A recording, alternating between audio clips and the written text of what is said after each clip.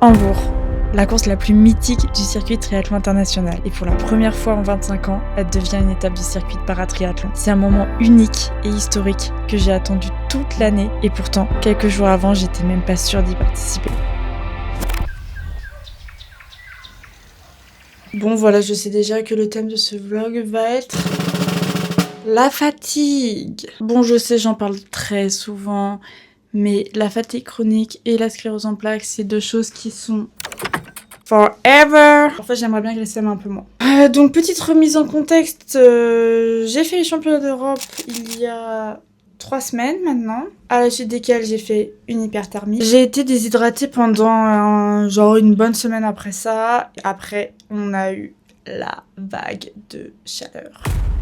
Et ça a fini de m'achever, clairement. Je dormais quasiment pas. Je me suis quand même entraînée. Bon, j'ai adapté l'entraînement. Je m'entraînais soit très tôt le matin, soit dans des salles climatisées. Et là, j'ai vraiment du mal à récupérer. Voilà, Hambourg dans quelques jours. Je ne sais absolument pas comment je vais y arriver.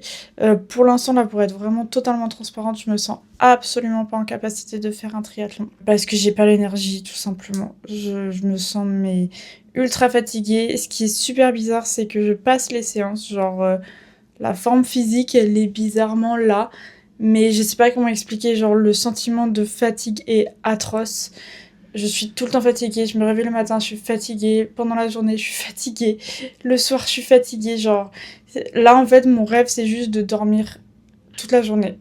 C'est un truc de fou. Mais bon, comme vous le voyez, je ne m'apprête pas à aller dormir. Je vais faire mes derniers rappels d'allure ce matin. On a quand même pas mal allégé la semaine pour garder la priorité à la récup. Honnêtement, je ne sais pas si ça va bien passer. Je tenais quand même à montrer tout ça parce que je sais que la fatigue chronique, c'est un symptôme qui est pas forcément toujours bien compris par les gens. Je vais vous montrer comment ça impacte mon quotidien, mon entraînement et potentiellement les semaines de compétition. Voilà, c'est tellement aléatoire les symptômes de sclérose en plaques que parfois ça arrive au mauvais moment. Bon, il n'y a jamais vraiment de bons moments, mais voilà, la semaine de course, je suis censée me sentir quand même beaucoup plus en forme que ça.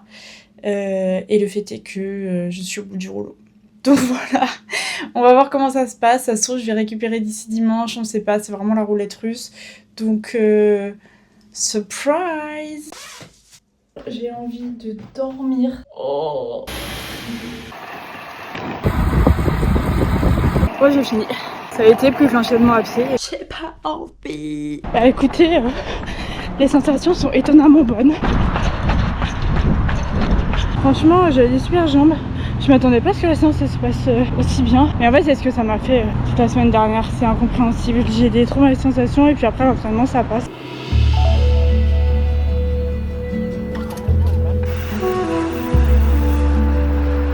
Alors là, du coup, ma stratégie depuis que je suis arrivée à Hambourg, c'est de me reposer au max. Donc pas forcément faire trop de rappels d'intensité. Mais du coup, les 3 trucs que je fais le plus, c'est essayer de me coucher tôt. Depuis que je suis ici, franchement, je fais des nuits de 9-10 heures. Deuxième chose, je limite au maximum toute la fatigue inutile. Donc marcher inutilement. Et ça inclut même l'énergie mentale. Donc essayer de se détendre au max, de pas se mettre la pression. Franchement, j'essaie de vraiment stresser le moins possible pour la course, tranquille, genre j'ai rien à prouver. Et troisième chose que je fais, mais c'est ce que je fais en temps normal, mais là j'y prête une attention particulière, c'est de manger bien, c'est-à-dire des choses qui me mettent pas trop d'énergie à digérer, et manger aussi suffisamment pour pas faire de genre d'hypoglycémie ou de moments où le corps il est en lutte parce qu'il a faim.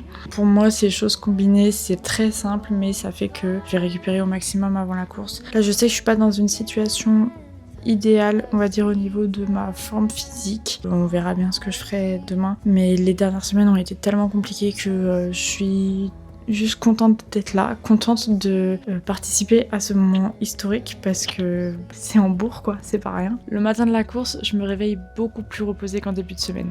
Je sens que la fatigue est toujours présente, mais que tout ce que j'ai mis en place ces derniers jours commence à payer et que je vais pouvoir prendre le départ. Et ça, déjà, c'est une victoire. Ce que je sais pas du tout, c'est comment la course va se dérouler. J'ai aucune idée aucune stratégie en tête à part faire au feeling, écouter mon instinct et voir comment ça se passe sur le coup parce que je sais pas si j'ai assez récupéré. Et mon objectif, c'est quand même de ne pas revivre ce que j'ai vécu à l'arrivée des championnats d'Europe avec une récupération qui prend du temps parce que derrière, j'ai quand même un mois de préparation assez intense en altitude. Donc je garde en tête mon objectif principal de la saison qui est les championnats du monde. Je veux quand même faire une belle course. Encore une fois, cette année, il fait très chaud au moment du départ, il fait environ 30 degrés, donc je peux pas m'échauffer correctement. Je me concentre sur rester au frais et faire ce que j'ai à faire. Pas de grosse surprise en natation, je me doutais que j'allais nager seule et que j'allais pas faire un énorme chrono vu les derniers entraînements de ces dernières semaines. Je limite quand même la casse en sortant deuxième de l'eau. Et sur le vélo, heureusement, je me sens quand même beaucoup mieux qu'à Tarragone, même si je sens qu'il m'en manque un peu quoi.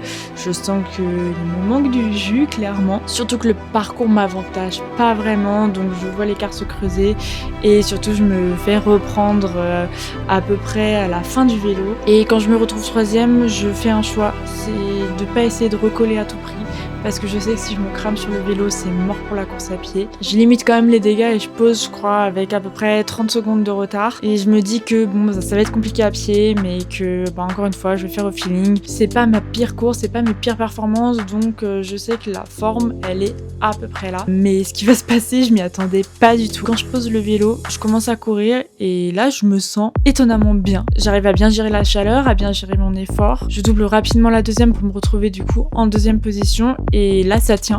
J'ai un bon rythme, j'ai des bonnes jambes, je me sens super bien. Et là, devant, je vois que ça craque petit à petit et que moi, je maintiens mon allure. C'est que ma stratégie de rester en contrôle sur le vélo est en train de payer. Et effectivement, moi, j'ai réussi à conserver cette allure. Je double.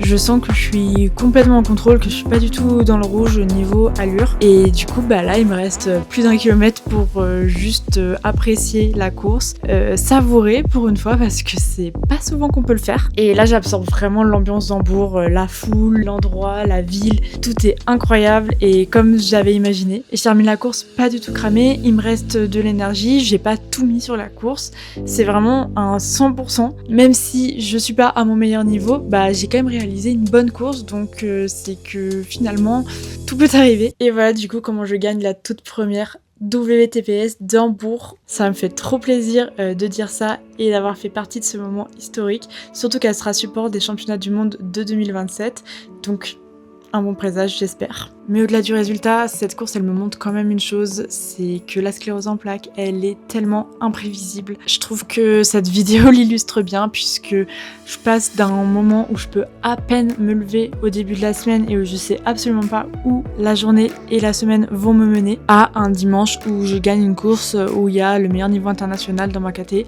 En plus avec de très bonnes sensations. Ça montre vraiment à quel point c'est une roulette russe cette maladie. Je sais jamais sur quel jour je vais tomber. Cette fois, c'est tombé du bon côté. Il y a des jours où ça tombe pas bien. J'essaye tout le temps de tout mettre de mon côté pour que pendant les courses, ça se passe bien. Mais il y a toujours quand même un énorme prix à payer, c'est que je ne peux absolument rien faire d'autre de ma vie que tout mettre en place pour être performante pendant 1 heure. En tout cas, c'est un sujet que j'aborde beaucoup sur cette chaîne et je pense que je vais faire plus de vidéos sur la sclérose en plaques et comment je m'entraîne et je gère mon quotidien avec parce que j'ai beaucoup de questions à ce propos-là sur mes réseaux sociaux et je suis trop contente si je peux inspirer quelques personnes qui ont une sclérose en plaques aussi à pouvoir faire plein de choses dans leur vie, que ce soit du sport ou autre chose. Et sinon, c'est aussi ici que je documente mon quotidien et mon aventure vers les Jeux de Los Angeles qui sont maintenant de plus en plus proches. Donc abonnez-vous si vous voulez ne rien manquer de la suite et on se voit très vite. Allez, ciao!